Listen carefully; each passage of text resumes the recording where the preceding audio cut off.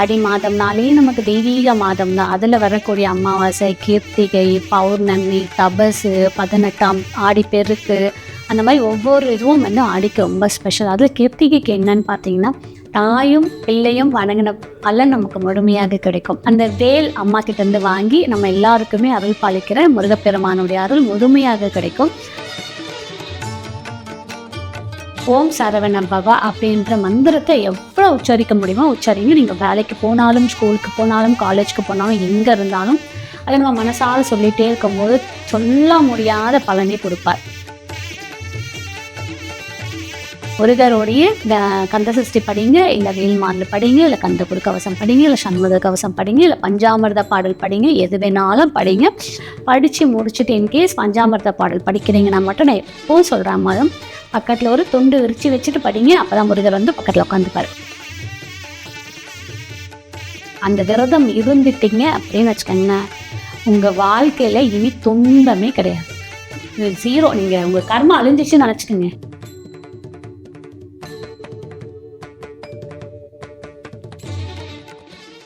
நம்பிக்கை ஆன்மீகம் நேயர்களுக்கு வணக்கம். தமிழ் கடவுள் முருகரை வழிபடுறதுனால கிடைக்கக்கூடிய நன்மைகள் என்ன, சிறப்புகள் என்னன்னு பத்தி நம்ம கூட பேசுறதுக்காக இணைந்திருக்காங்க பிரபல ஜோதிடர், நட்சத்திர ஆய்வாளர் கஜலட்சுமி அவர்கள். வணக்கம் மேம். வணக்கம் மேம். தமிழ் கடவுள் முருகரை வழிபடுறதுக்கு சிறந்த நாள்னா எது சொல்லலாம்?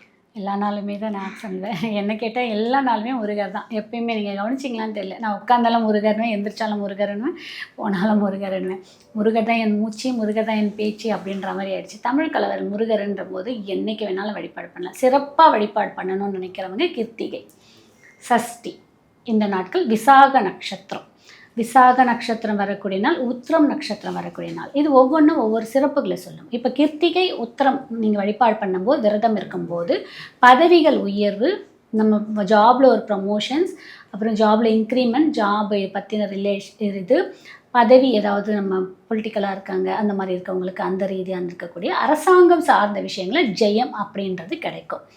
அதே மாதிரி அப்பா சார்ந்த சொத்துக்கள், அப்பா சரி வழி, இதெல்லாமே கிளியர் பண்ணி கொடுக்கறது.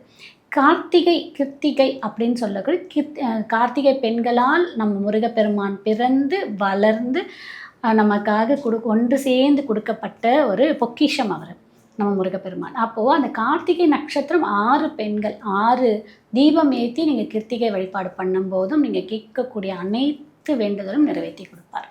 ஸோ முருகரை வணங்குறதுக்கு திதியும் பார்க்கும்போது சஷ்டி திதி, நட்சத்திரம் பார்க்கும்போது கார்த்திகை, உத்திரம் அண்ட் விசாகம் நட்சத்திரம். நீங்கள் கிருத்திகையில் வழிபடுறதும் சிறப்பு. நீங்கள் ஆடி கிருத்திகை பற்றி சொல்கிறீங்களா மேம்? ஆகஸ்ட் 6ஆம் தேதி 2026 நமக்கு வந்து ஆடி கிருத்திகை வர்றது ரொம்ப விசேஷமானச்சு.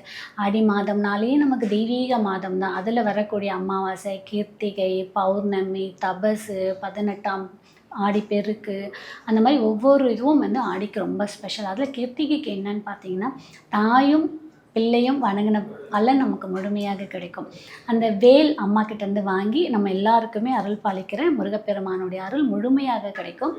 ஆடி கிருத்திகை அன்னைக்கு முழுசாக நீங்கள் விரதம் இருந்து காலையிலேருந்து சாயந்தரம் வரைக்கும் நீங்கள் எப்பயுமே நான் சொல்வேன், என்னுடைய பதிவு பார்க்குறவங்களுக்கு தெரியும், விரதம் இருக்க நாள் அன்று எண்ணெய் தேய்க்கு தலைக்கு குளிக்கக்கூடாது.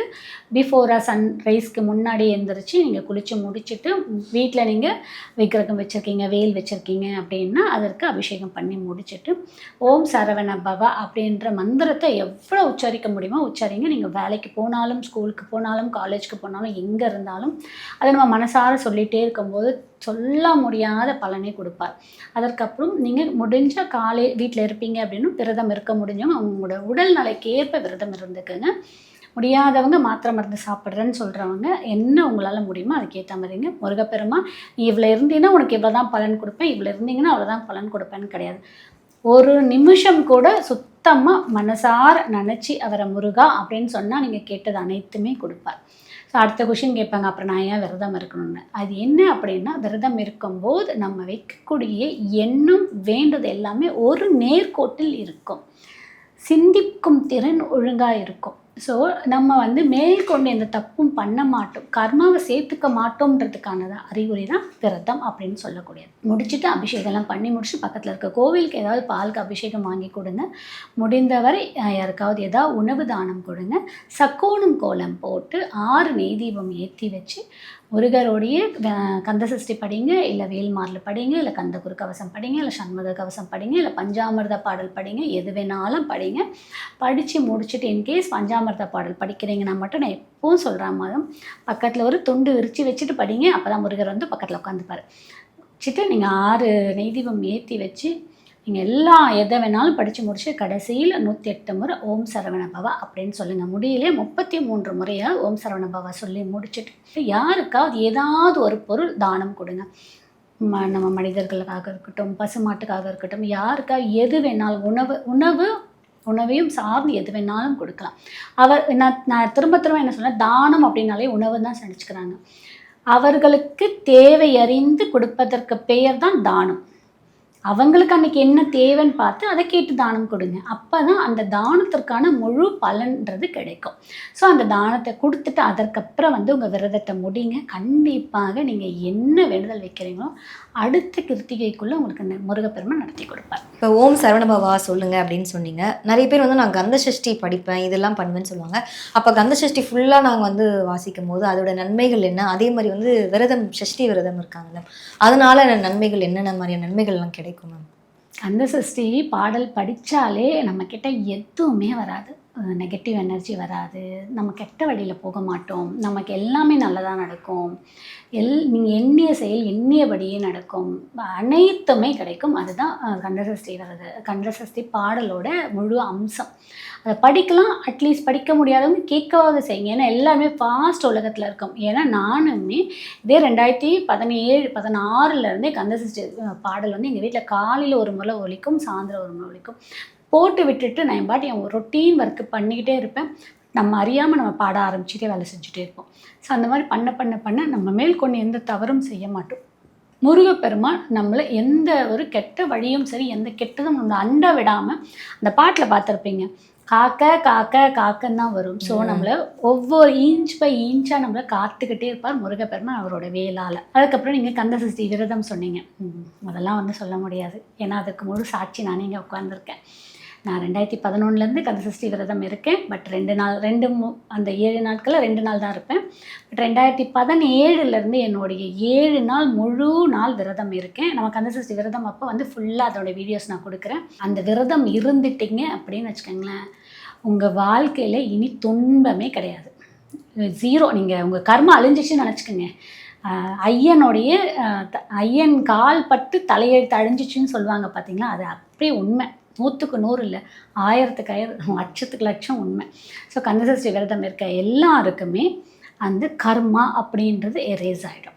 ஸோ உங்களுடைய நீங்கள் இனிமேல் செய்யக்கூடிய கர்மா தான் ஆடட் ஆகுமே தவிர பழைய கர்மா அனைத்துமே கரைஞ்சிடும்.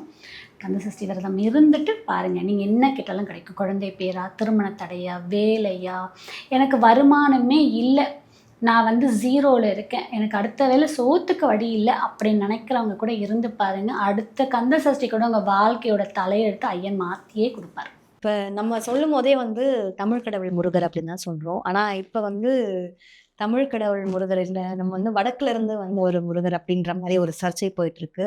ஒரு ஜோதிடராக நீங்கள் அதை எப்படி நம்ம பார்க்குறீங்க? நான் என்ன சொல்கிறேன், நம்ம முருகர் அது ஆக்சுவலாக முருகரை வந்து ஒவ்வொருத்தர் ஒரு ஃபார்மில் பார்க்குறாங்க. இதே டெபிட்டு கொஞ்ச நாளுக்கு முன்னாடி பார்த்தீங்கன்னா திருப்பதியில் இருக்கிறவர் பெருமாள் இல்லை முருகர்ன்னு சொன்னாங்க. இதே தான் சொன்னாங்க. பட் உங்களுடைய பக்தியை நீங்கள் காமிங்க. அங்கே போய் இவர் எங்களோட சாமி, அவர் அவங்களோட சாமின்னு சொல்ல வேண்டாம். ஆனால் நம்ம என்ன சொல்கிறோம், தமிழ் கடவுள் முருகர்ன்னு தான் சொல்கிறோம். அது அப்போலாம் சொல்லலை, பல 1000 வருடத்துக்கு முன்னாடி அகஸ்தியமா முனிவர் சொல்லியிருக்காரு. நமக்கு எவ்வளோ மகான்கள்லாம் சொல்லியிருக்காங்க.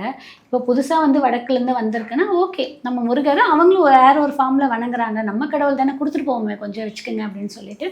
பட் நம்ம முருகர் நமக்கு நிறைய செய்வார். பட் ஒரு ஜோதிடர் நான் என்ன சொல்கிறேன்னா, முருகர் தான், அது நம்மளோட தமிழ் கடவுள் முருகர் தான், நம்மளுடைய ஊர்லேருந்து தான் வந்திருக்காரு. தமிழுக்கே சொந்தமான ஒரு கடவுள் அவர். சொல்கிறவங்க சொல்லிட்டு போட்டோம், வேண்டுறவங்க வேண்டுங்க, முழு நம்பிக்கையோடு முழு பக்தியோடு வேண்டுங்க. கண்டிப்பாக முருகர் எல்லாருக்குமே எல்லாமே அருள் புரிவார். நன்றி மேம்.